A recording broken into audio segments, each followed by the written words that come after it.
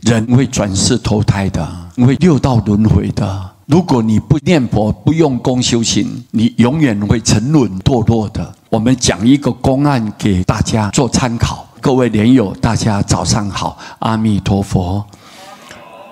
有一位参加水陆法会的师姐啊，他参加内坛的时候，感应到他跟某位法师的前世因缘。他说，这个法师前世也是个出家僧人，师姐本身就是一条蛇。因缘起，有一次这个僧人呢，托钵啊，有一个顽皮的孩童，就将一条小蛇放进这个钵里面啊。僧人呢很慈悲，就把这条蛇带回寺院，养在房里面啊。最后却被其他的僧众指责了。后来呢，不知道是不是蛇自己知道造成了僧团的困扰，突然间失踪了。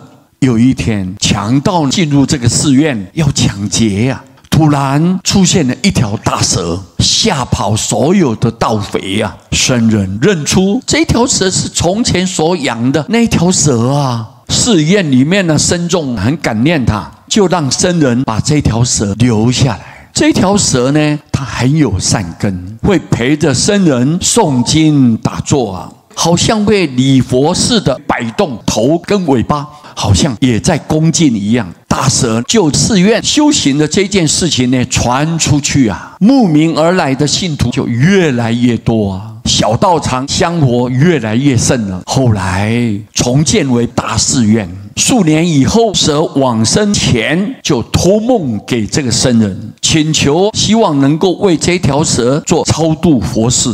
僧人答应了，就开示蛇一定要脱离这个恶身，脱离畜生道，转生为人，继续来护持佛教。来生若有再相遇，一定要亲自来告诉他这一段故事。这一场很奇异的前世记忆啊，让这个师姐大为感动，迫不及待的找到这位法师，告诉他说：法师啊，蛇真的转生为人啊。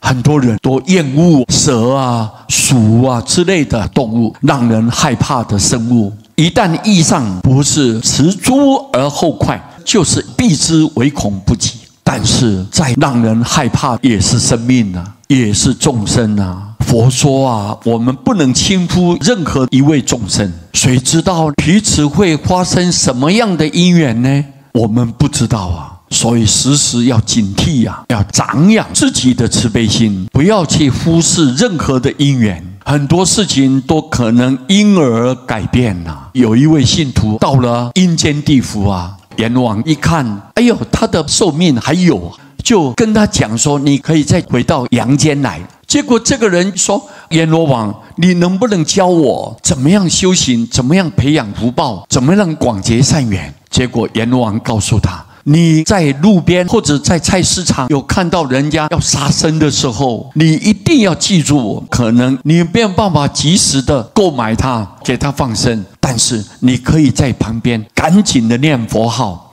南无阿弥陀佛，南无阿弥陀佛，回向给被杀的对象，它会减轻痛苦，而且很快就会脱离畜生道，转生为人。这个就是广结善缘，培养福德的最好因缘。只要你看到别人在杀生，你随时随地应该帮他念个佛号。所以各位，阎罗王都教这个人应该这样子做。我们现在一口气还在，我们是不是要把握这个机会，珍惜这个因缘呢？好好的跟众生结善缘啊，各位对不对啊？